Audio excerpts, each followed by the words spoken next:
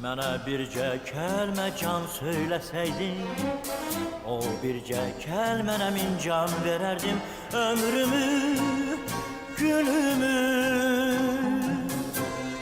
dərd eyləsəydin, ömrümü, günümü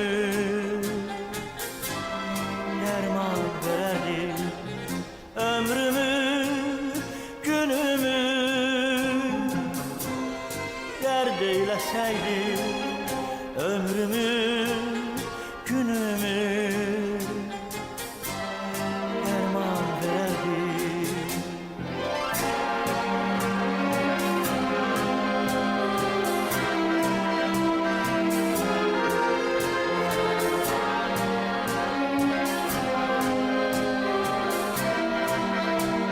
Azerbaycan Radyosu'nun Kızıl Fondu. Bezdirdim qəlbini sədaqətimlə, qaldım həsrətimlə, müsibətimlə. Könlümü alsaydın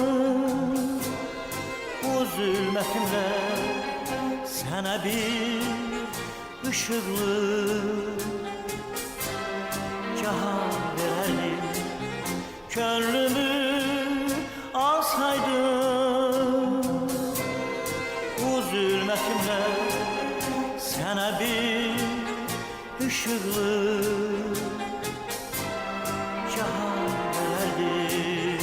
O günlər necə də mənə haydılar, könlümə, gözümə şəfəq yaydılar.